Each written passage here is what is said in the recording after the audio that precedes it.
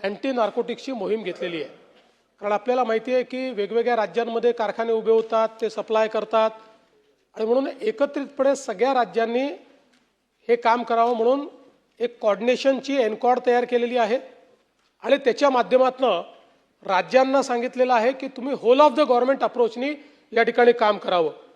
आपणही आपल्या राज्यामध्ये आता whole of the government approach केलेला आहे आणि याच्यामध्ये 15 विभाग जे आहेत म्हणजे सर्व संबंधित विभाग, महसूल विभाग, वन विभाग, कृषी विभाग, उद्योग विभाग, वैद्यकीय शिक्षण, औषधी द्रव्ये, गृह परिवहन विभाग, त्यासोबत सामाजिक न्याय, विशेष सहाय्य विभाग, सार्वजनिक आरोग्य विभाग, उच्च व तंत्र शिक्षण विभाग, नगर विकास, शालेय शिक्षण, ग्राम विकास अशा सगळ्या विकास विभागांना आपण आता टास्क तयार करून दिल्या। कारण ही लढाई एकट्या पोलिसांच्या भरोश्यावर होऊ शकत नाही। यामध्ये वेगवेगळे जे काही घटक आहेत त्या सगळ्या घटकांना होल ऑफ द गव्हर्नमेंट अप्रोचमध्ये आता प्रत्येकाची टास्क प्रत्येकाला दिलेली आहे आणि त्यातनं एकत्रितपणे आपण हे काम चालू केलं आहे। आणि जसं मी मागे सांगितलं होतं की पूर्वी आपण एखादं ड्रगचं कन्साइनमेंट सापडलं की त्या कन्साइनमेंट पुरतं कारवाई करायचो। आता आपण फॉरवर्ड आणि बॅकवर्ड लिंकेज शोधणं सुरू केलं आहे आणि म्हणून आपण जर बघितलं तर आगरीपाडा पोलीस स्टेशन उदाहरणासारखं सांगतो की या ठिकाणी एक 25/5/26ला ज्यावेळेस एक आपण रेड केली आणि पकडलं आणि मग त्याच्यानंतर त्यांच्याकडनं चौकशी करून ज्यावेळेस आपण बॅकवर्ड लिंकेजमध्ये गेलो त्यावेळी आपल्याला MD बनवण्याची प्रयोगशाळा मिळाली। त्यातनं 14 किलो 493 ग्रॅम मेफेड्रॉन मिळालं, जवळपास 50 कोटी किमतीचं।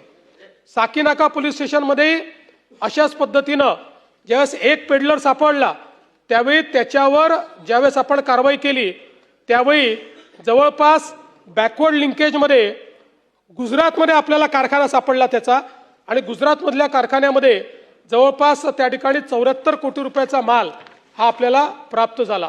पिंपरीमध्ये देखील ज्यावेळेस रेंज हिल्सला सिम्बायोसिस हॉस्टेलच्या जवळ अशा प्रकारचा पेडलर सापडला त्यावेळी त्यातही आपण बॅकवर्ड लिंकेज जे आहे ते शोधून काढलं आणि त्यातनं एक्झर्बिया टाउनशिप या ठिकाणी त्यांनी जो व्यवस्था उभी केली होती ती आपण ज्यावेळेस मोडून काढली त्यावेळेस लक्षात आलं एका रूममध्ये हायड्रोपोनिक गांजाची शेती ते करत होते आणि ती पण आपण त्या ठिकाणी उलटवली। जवळपास 44 कोटी रुपयाचा माल हा त्या ठिकाणी मिळाला।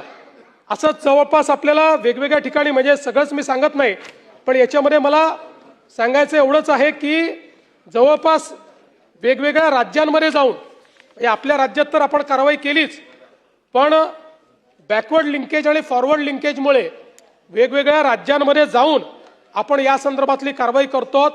आणि आता आपण बघितलं असेल या पुरवणी मागण्यांमध्ये आपण जाणीव जागृती करण्याच्या संदर्भात देखील मोठ्या प्रमाणात मोहीम हातामध्ये घेतो। सगळ्या शाळा कॉलेजेसच्या आजूबाजूचे अशा प्रकारचे जे ठेले किंवा त्या ठिकाणी ज्या ठिकाणी पोटेन्शियली ड्रग्ज किंवा नार्कोटिक्स विकले जातात ते उद्ध्वस्त करण्याचं काम चालू आहे। 2-3 हजार अशा प्रकारच्या स्ट्रक्चर्सवर प्रत्येक शहरामध्ये कारवाई आपण सुरू केलेली आहे। आणि जसं मी सांगितलं आत्तापर्यंत जे काही पोलीस या नार्कोटिक्सच्या केसमध्ये डायरेक्ट किंवा इनडायरेक्टली त्या ठिकाणी इन्व्हॉल्व भेटले त्यांना बडतर्फच करण्यात आलेला आहे। ही लढाई देश पातळीवर मोठ्या प्रमाणात सुरू झालेली आहे। काही काळ नक्की लागेल पण हे साम्राज्य आपण निश्चितपणे उद्ध्वस्त करू।